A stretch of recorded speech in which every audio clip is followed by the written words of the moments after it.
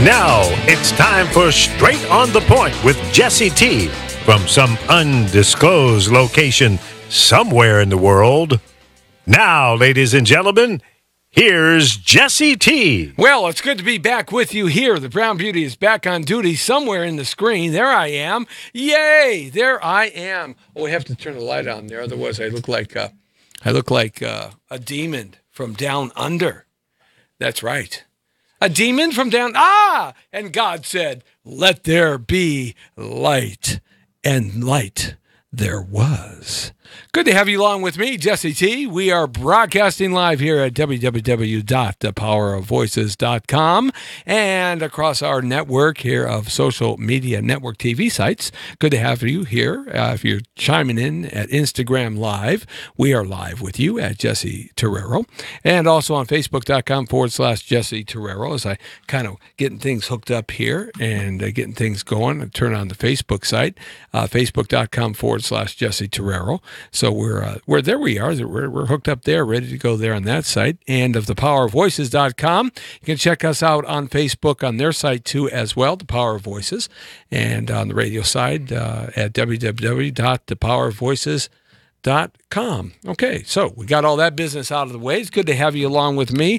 This is our first day back in the studio. Yesterday we did a terrific show. I'm starting something on Mondays now.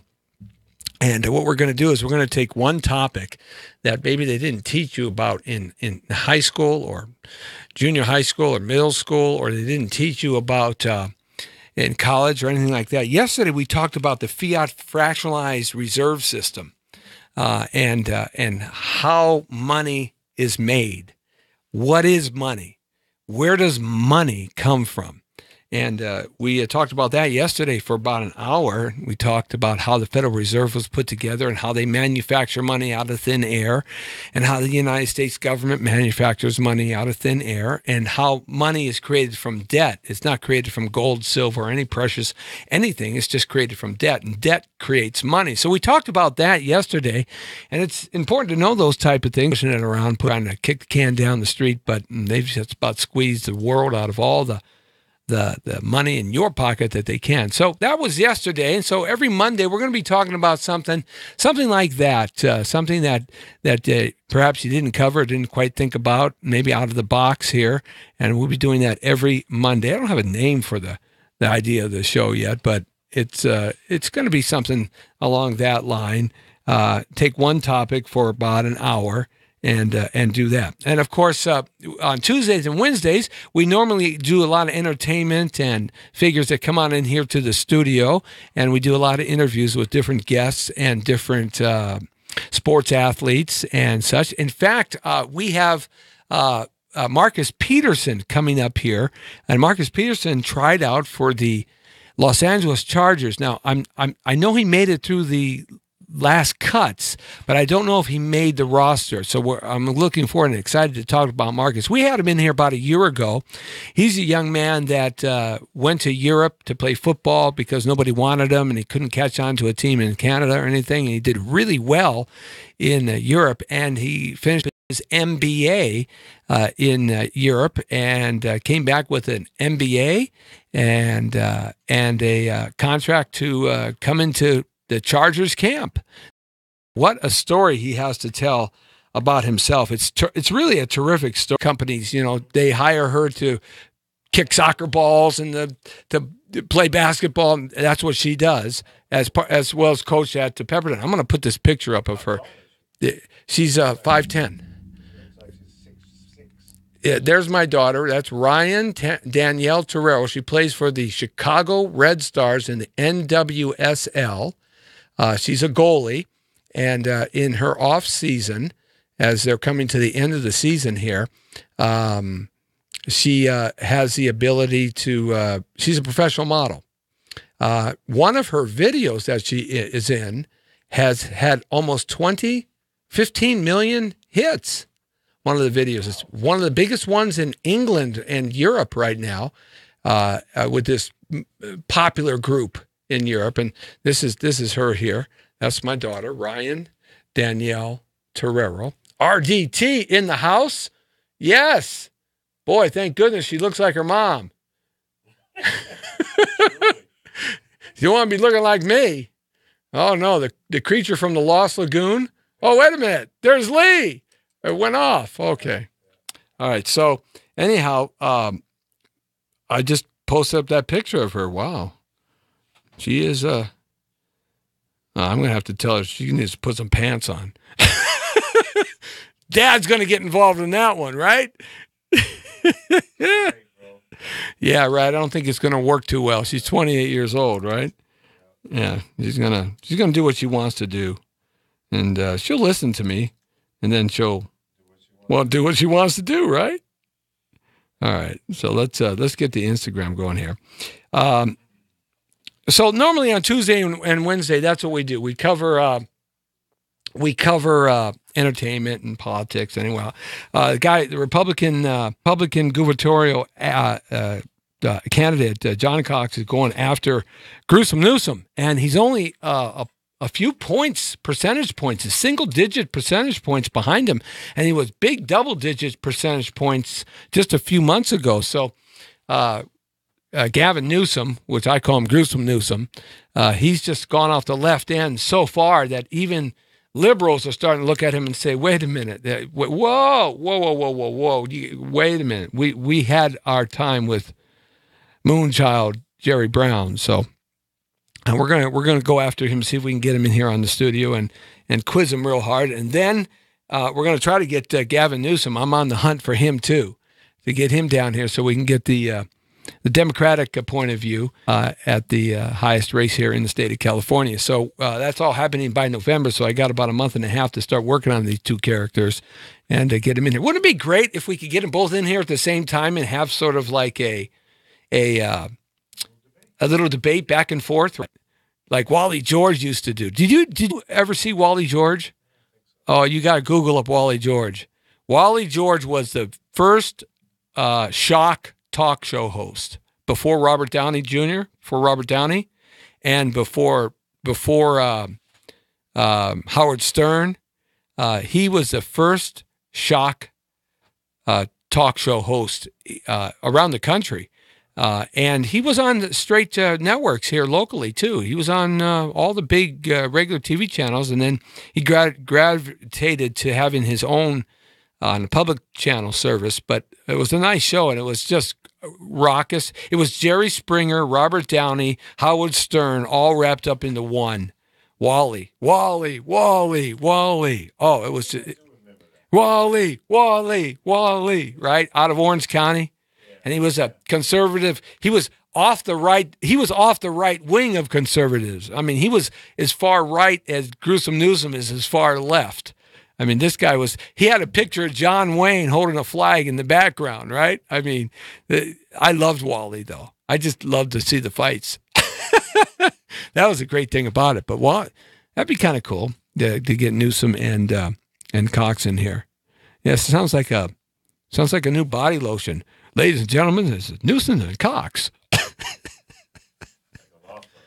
Yeah, it does, right? Something like that. But anyway, so that's what we usually do on Tuesday and Wednesday. And on Thursday, we have the real story, and that's the boys, those crazy boys. That's right. Dominic Craig, and Dale Bird. They argue amongst each other as to who's right. They've been friends for life, and one's on the left and one's on the right, who used to be on the left but is now converted to the right. So they argue back and forth, and I throw my 2 cents in there every now and then, but I just try to throw some fuel on the fire and get them going. I just sit back and throw some more gasoline on the fire, right? Shoot some more firecrackers at them both, right? And it's a lot of fun, though. Actually, we do talk about a lot of stuff, and it's guttural. It's like three guys talking in a bar or a pub after a baseball game, right? It's sort of kind of the tailgate party before the Rams out in the parking lot, and or more like a Raider tailgate party. That's more like it is the Oakland Raiders, but it's a lot of fun, and we get to talk about a lot of the topics, and they get to put their 2 cents in.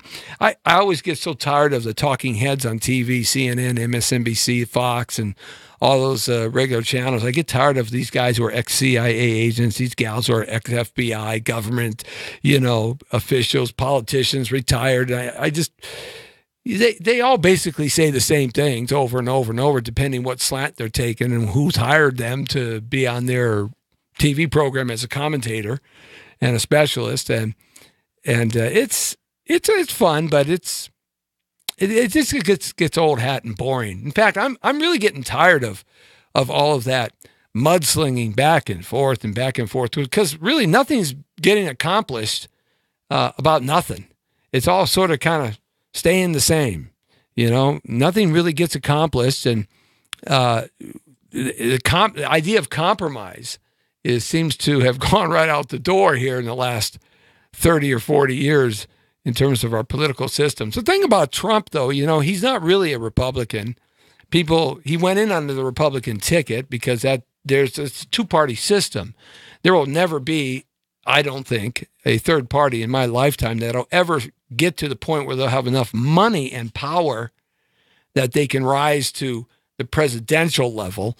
Maybe Congress, maybe a senator, yes, but not to the presidential level. It's just the Republican and Democratic Party are just owned by the same money and the same powers. They hedge their bet. Like when you go to Vegas and you throw some money down on insurance when you're playing blackjack, they hedge their bet. Win or lose, they always win. Whether they lose, they win. Whether they win, they win. So either way. So that's always that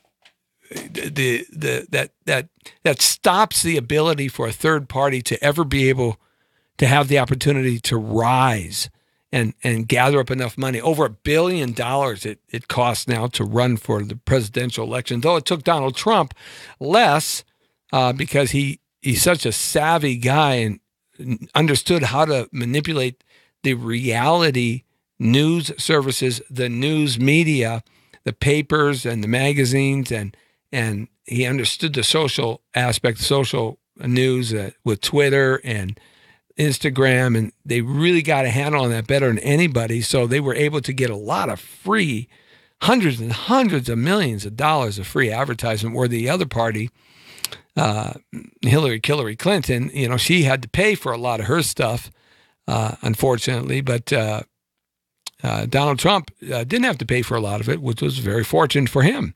So, but nevertheless, most regular politicians have to raise so much money in order to run for the presidential, to be president of the United States of America. But so it's interesting to see how this November is going to shape up. I think it's going to be a Republican landslide, in my opinion.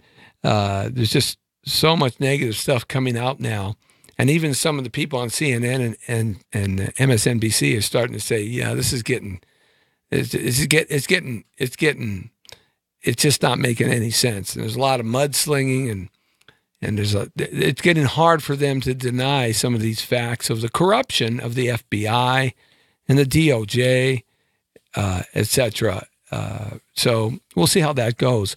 But that leads me to talk about today, of course, if you do remember, and you were born over 17 years ago today, the bombing and destruction and collapsing of the World Trade Towers. The Remembrance Day, of course, today being 9/11 Day, and the 17th year of that anniversary. 17 years. It's been 17 years. Can you imagine? Isn't that amazing that 17 years have clicked by the clock?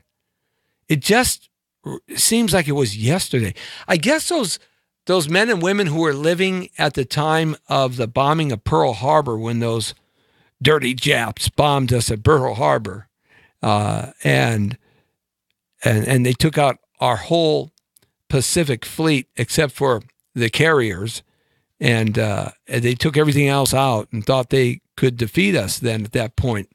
I guess those folks that were living at that time, 17 to 20 years after 1941 and 1961, they remembered it just like we remember the bombing of the World Trade Towers. And, of course, the plane taking a nosedive in the Pennsylvania farm, and the 757 flying into the Pentagon. As we remember that just 17 years later to 20 years, if you think back, those people that were your age 17 to 20 years ago in 1941, when they remembered what it was like looking back from 17 to 20 years from their point of view, that would have been about 1961 or so, they felt the same way you feel.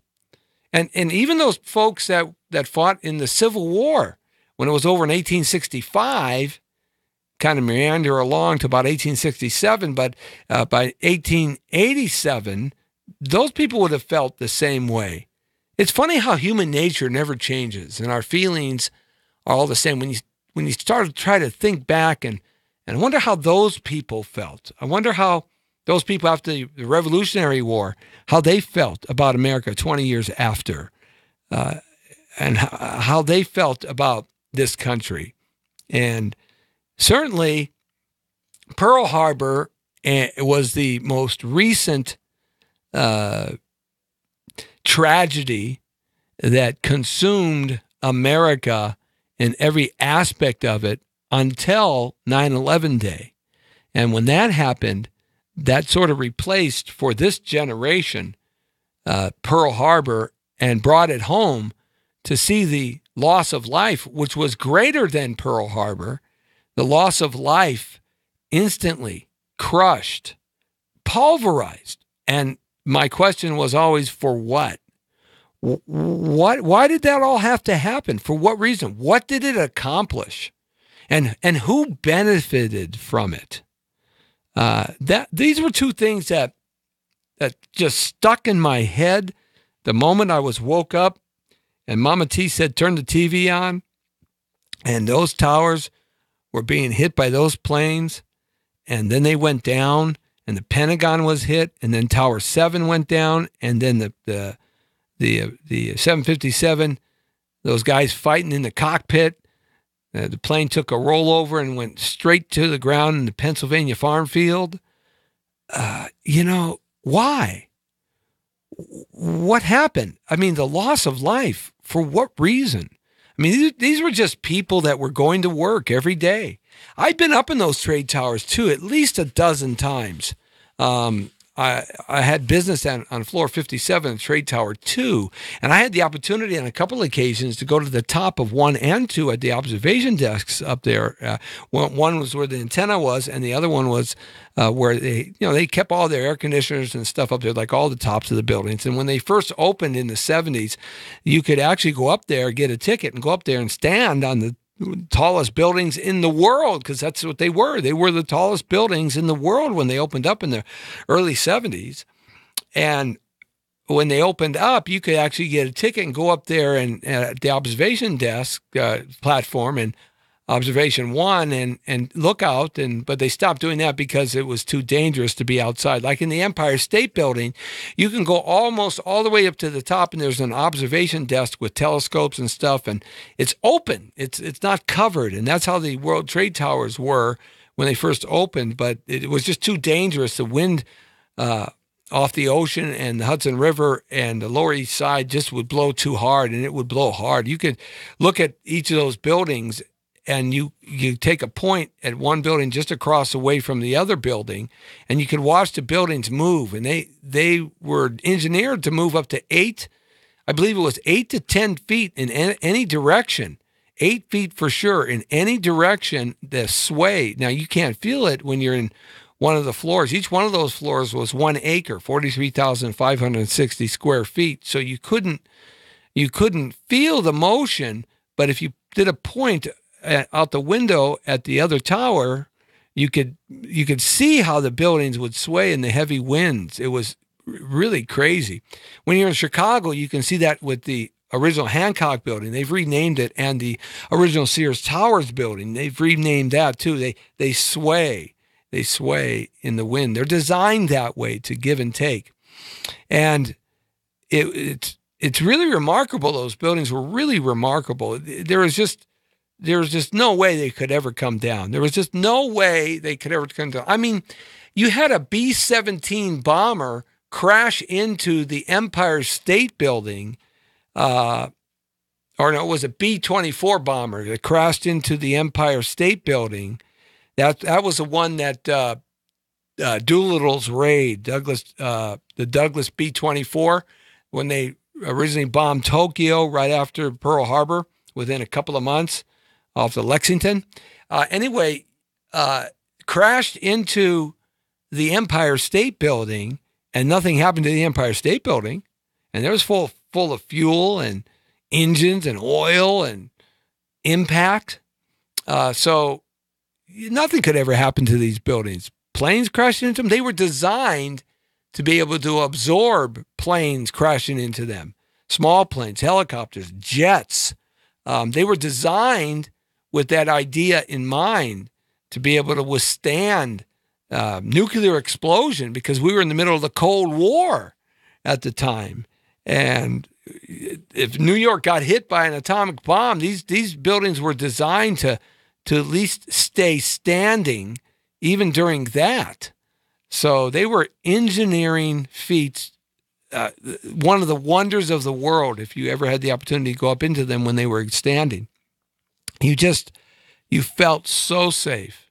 So these men and women were just going to work that day, just going to work, just like you going to work today, and thinking about what they're going to do that day and their families, and thinking about what they're going to have for lunch, and taking that important phone call, making that important decision, going up the escalator, the elevator, going down to the cafeteria, going to the bathroom, just going to work, regular folks.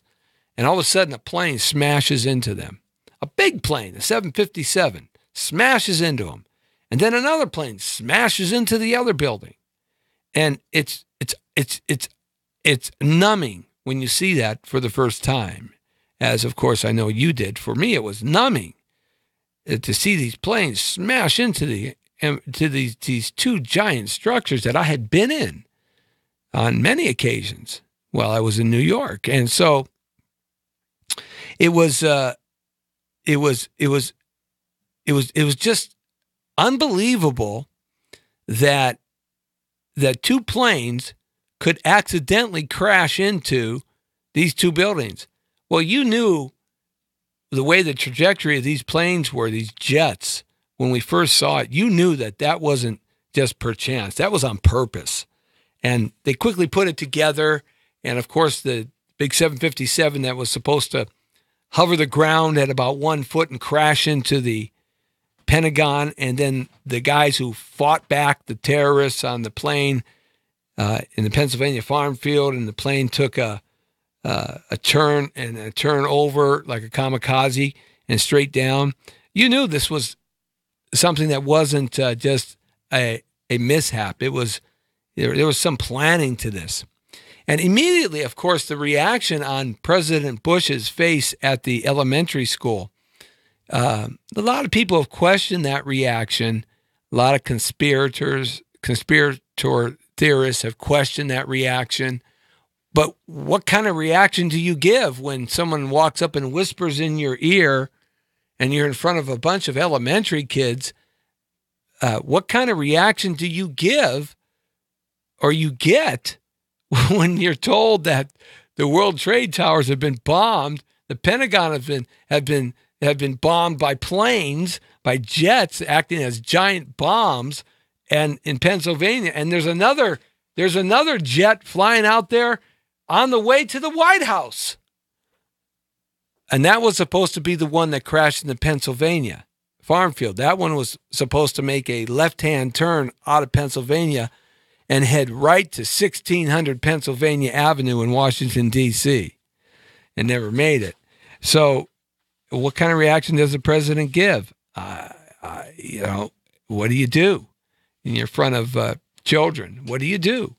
So, and then, of course, you had immediately the news stations out there, who did it?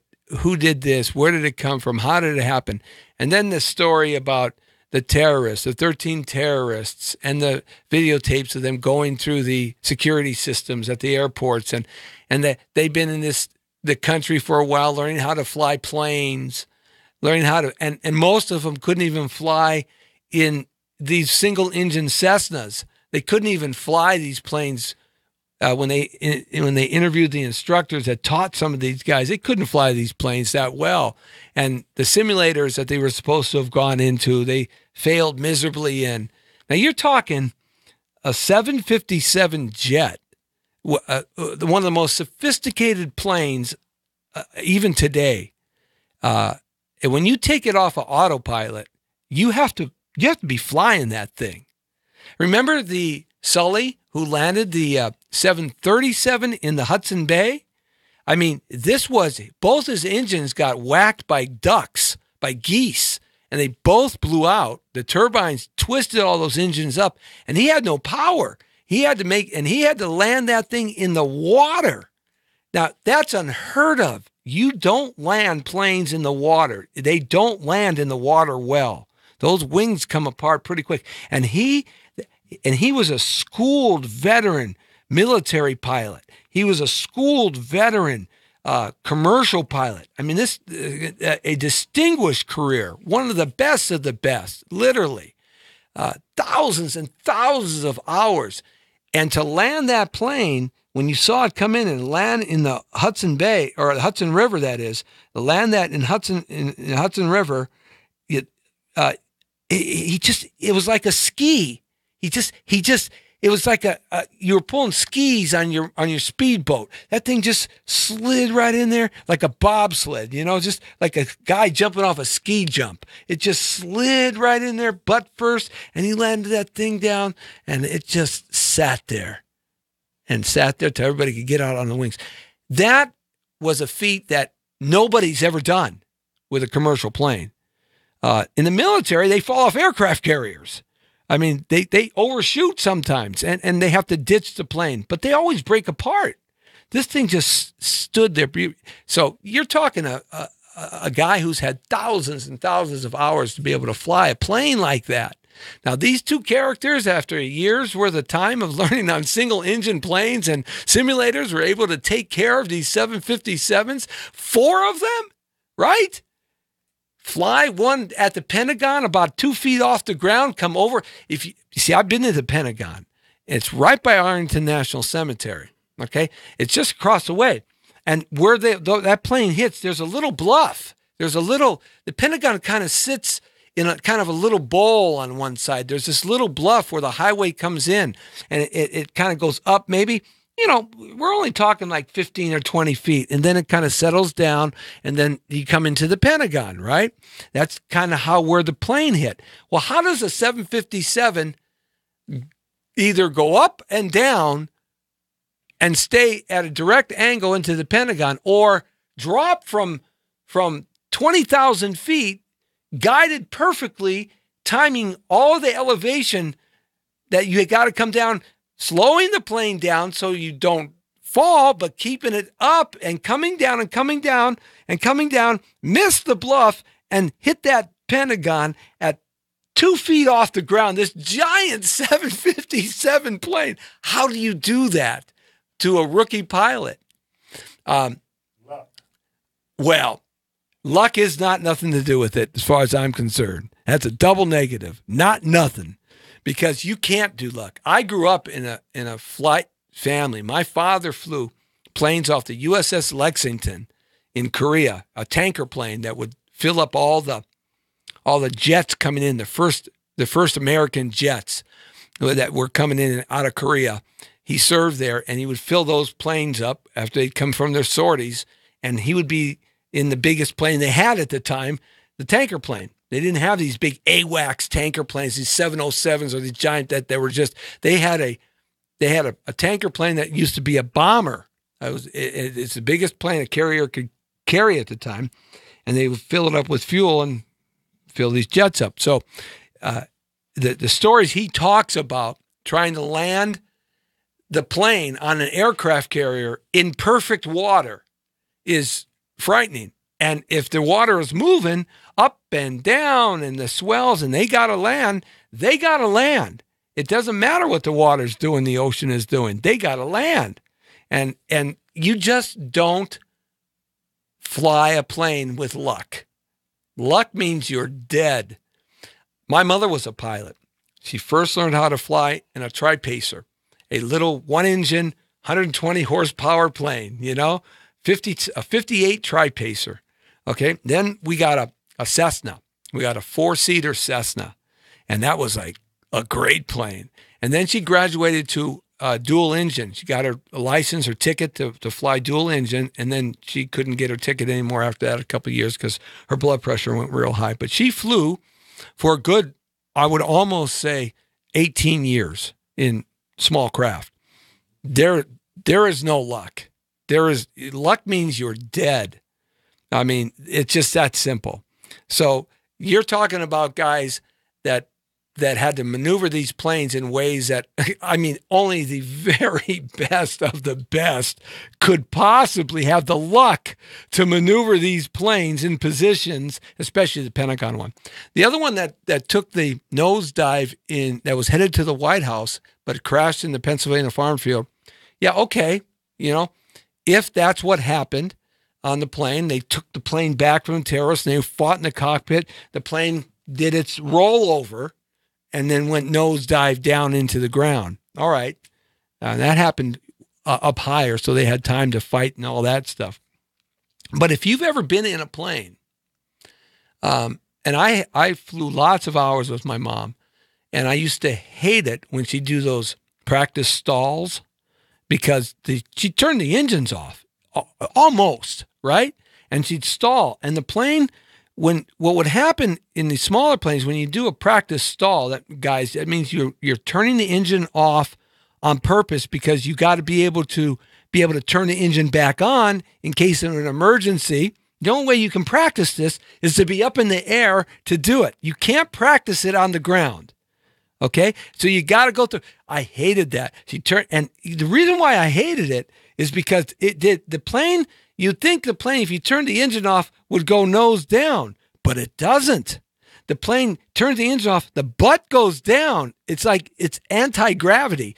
You'd think the heavy part of the plane would go down, but the butt goes down, and then the plane begins to turn, and it'll go over on itself, and then it'll do one of those nosedives then if the engines don't get back up. And this is the wings on top. The wings, when they're on the bottom, the plane does a little different thing. When the wings are on the bottom, the plane doesn't exactly go down, but the plane wobbles either left or wobbles either right, depending on the air current. It doesn't actually flip over because the wings are on the bottom and not on the top. So when the air comes up, it catches the wings and makes it do this. But when the wings are below your seating, like on a jet, the air balances you out a little bit more, and you just tend to turn whichever way gravity and the wind is blowing you in that direction. Okay, I hated that stuff because, especially in the ones with the wings over, because it went like this, and you never knew. Going straight down but not knowing where you're going. Can you imagine the centrifugal force, the energy of force that is when that jet up there in Pennsylvania is rolled over and is going down?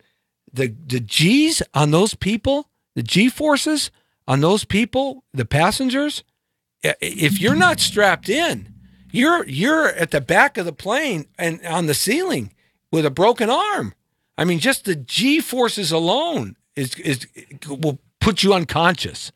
Like that's why the Air Force and the military, they have those suits that expand to keep their blood from rushing into the heart, not out of the heart, into the heart and into your head. So anyhow, but okay, I could deal with that. But the loss of life on 9/11, okay? Now, for what reason? Why? That's the first question was, for me, when that happened, was the loss of life. For what reason? What did it accomplish? Why? Because you got some Muslim, Islamic, crazy, wild, idiotic people that want to kill Americans because they hate America. They hate God, Christianity. They hate every religion in the world but their own. Is that why? Really? Or do you have Another reason, they're just fanatics. They're just absolutely insane people. They're all psychopaths. And there's 13 of them. And they coordinated this thing all together to happen all at once, all up and down the East Coast. Well, wait a minute. Why? What reason? What were they trying to make a statement? For what reason? Do they want to fight America? Do they really want to fight a country like America? Do they? Can you imagine some dude out there in the Arabian desert somewhere, Syria, Iraq, Iran, Afghanistan, which isn't the Arabian desert, Pakistan, Jordan, Palestine, Israel, Egypt, Libya, that whole section known as the Middle East. Can you imagine some dude sitting there one day decides, I'm going to piss America off, and I'm just going to do something so outrageous. Me and my 13 cohorts, my buddies here, we're going to piss America off, and we know we'll be able to beat them. We're going to win. We're going to win. Ultimately, we're going to beat them. Are you kidding me? Really? Come on. Unless you're a psychopath and you really are warped in the brain, are we going to go bomb China with nuclear bombs? Are we going to go bomb Russia with nuclear bombs? Come on. Is China going to do that to us? Come on. It's not going to happen. It'll never happen because the retaliation is unspeakable. It's just unspeakable. And I don't care what those people say and what they do. If they want to go meet their 72 virgins, if that's what their promise is, all right, and they want to do that, I bet you there's a whole bunch of them out there that have the same religion that don't particularly want to meet their 72 virgins on Tuesday at 4 o'clock in the afternoon. Okay? They might want to meet them when they're 93 years old. So you don't have everybody thinking on the same page there. So come on, what did they do this? What was the reasons? I've always, that was the first question that came into my head, because the loss of life didn't create what I believe that the outcome of what they wanted, and the loss of life in America was just for what reason? There's no reason. Or is there a reason? A reason that we weren't told about? Is there a reason? That's the first thing that popped into my head. The second thing that popped into my head after that was obviously, what is our retaliation going to be?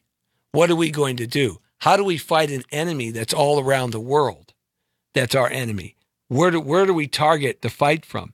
And instantly, all of a sudden, we're talking, this stuff doesn't make any sense to me.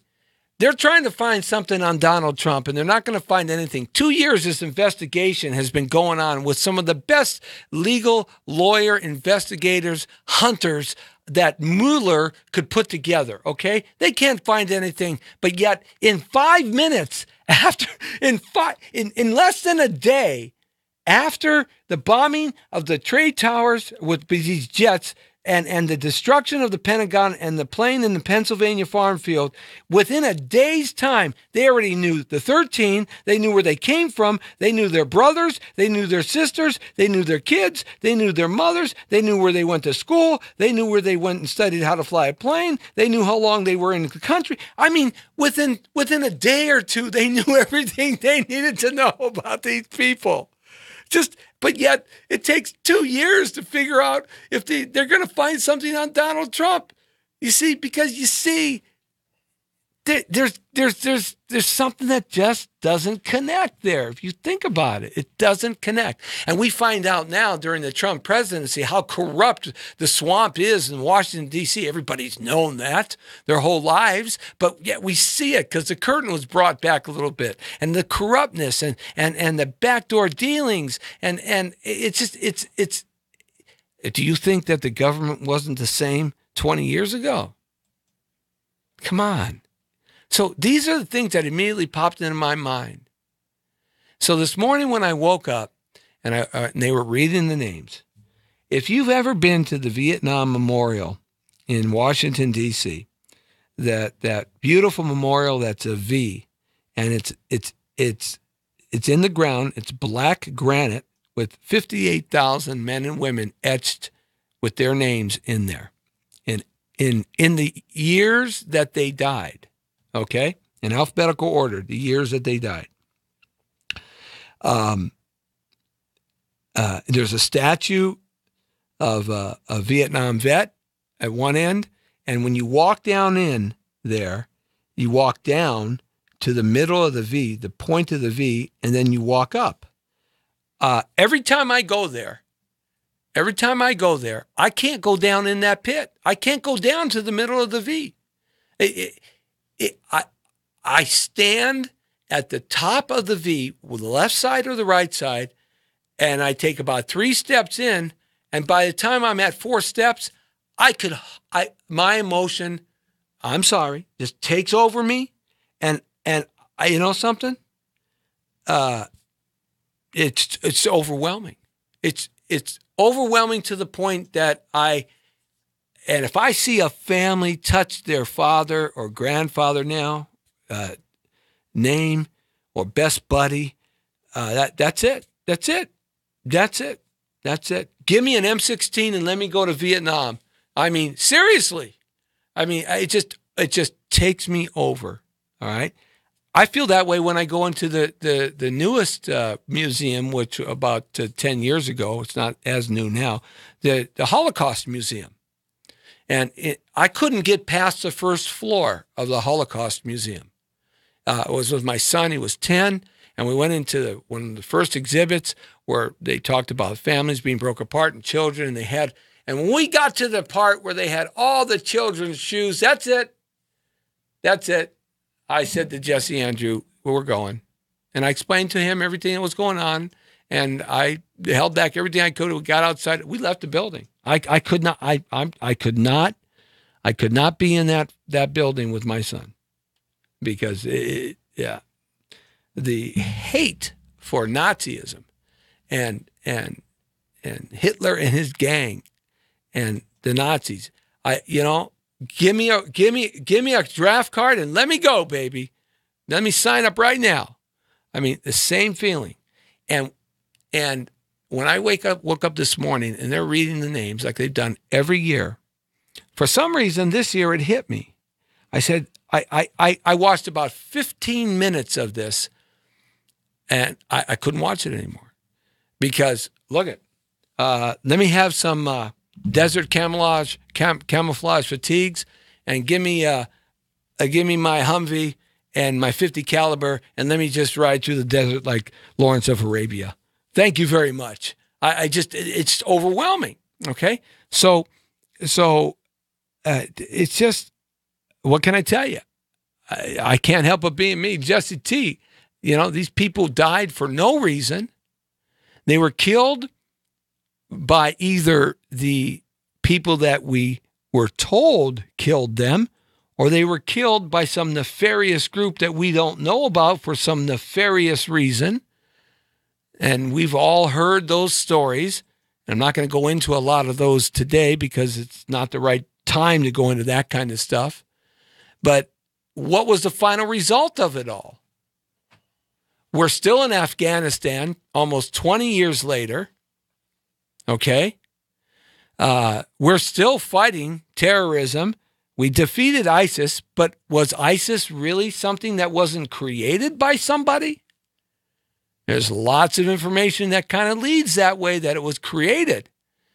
We know that the world is not as pure as we thought it was going into World War II, because of information, because of the access to information and the access to people asking lots of questions.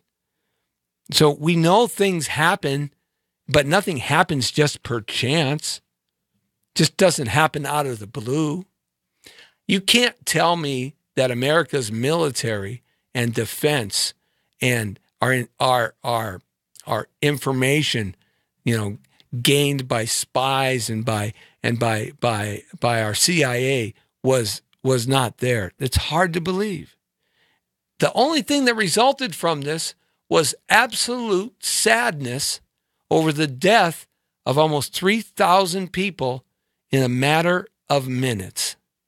And the EMTs, the police, and the fire people, oh my goodness, they're still dying with all that smoke and all that asbestos and all those toxics and those carcinogens and the hazardous material that they ingested in their skin, in their eyes, in their mouth, in their lungs.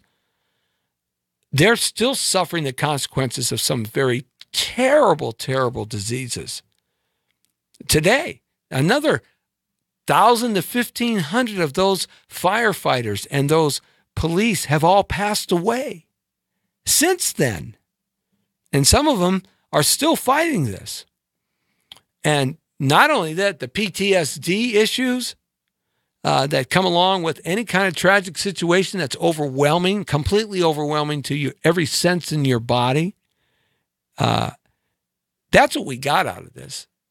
Nothing but death and nothing but loss of life and sadness for families forever and ever and ever. It's just terrible. It's the most terrible thing that you could ever imagine happen to you and your family. And I'm talking about this because you can't forget the loss of life. As long as you live, you have to remember what took place on that day. You have to remember the loss of life. And for what reason? What did we accomplish from it? What did we get out of it? Why did they attack us? Why did we allow it to happen? Or did we? Or was it that our eyes were shut, wide open? Is it that we didn't have the right intelligence? Really? Really? You're not talking 1921 here. Okay? You're talking 17 years ago. Modern times. Did we not have the right intelligence? And we got nothing out of it but the loss of life and a 20-year war. And every president and every politician and everybody in the political arena must remember where they were at the time that this took place. Because we can't let this happen again. And I believe that at certain times in the century of a country, you have points where innocence is lost. And one of the points in our recent history, in my lifetime, was the assassination and murder of JFK.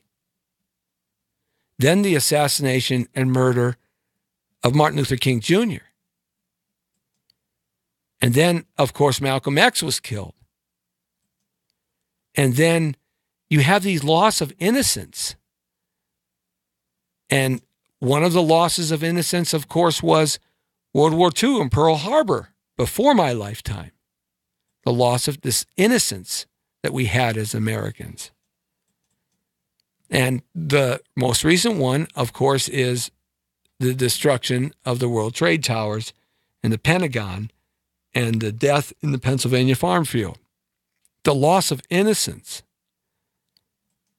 Why do Americans always act so innocent? What is it that makes us believe things that if we just look, we might see a different causation, a different answer, a different reason for those things happening? Why do we get so duped as a population? These are questions that, I don't think there's any answers to them, but I just pose the question because we can't have that happen again. You can't destroy people's lives and families forever. because you don't know what's going on, because you look the other way, or because you are part of it, or perhaps none of those reasons. Maybe something completely different. We have to keep our eyes open. We have to keep our politicians with the fire under their feet. We have to keep our military powerful and strong, ready to move, ready to protect this country. We have to, as a population, question our government. Question all the time. Are you doing the job? Can you do the job better? We got to come together and understand, like we came together after 9/11, and we had an enemy. This enemy that was either a true enemy or it was a created enemy. Whichever way you want to look at it, we had a target to shoot at. That was the result. But we have to come together and understand that the target isn't amongst ourselves. There's way too much bickering and hatred and segregation and racism and pointing the finger and yelling out names and saying disgusting things all the time. Each doing this to each doing that. Because when it comes down to it, when you're in a 80-story building and it's hit by an airplane, do you really care whether somebody's black, white, brown, purple, green? Two heads can speak, can't speak? Praise to God or praise to a rock? Does it really matter? No, it doesn't matter. So why should it matter now? The one thing that 9/11 should teach all of us today is that the self-righteous, self-centered bickering that's going on CNN, on Fox, on MSNBC, on every one of these channels, ABC, NBC, PBS, CBS, this grandiose I'm right and you're wrong, and this pitting American against American. It's got to stop. And the one thing that 9/11 taught us and the aftermath is that we have to come together because all we have is ourselves. You think the government's going to take care of you? You think the government really cares? The government cares about the government, and it will exist at any cost.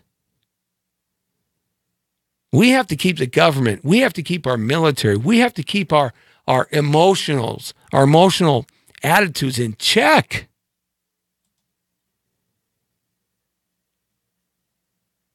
That's the thing that these loss of innocence, these tragic situations, they bring this country together. But then we lose it. And we've lost it again. And we cannot afford to have another tragedy.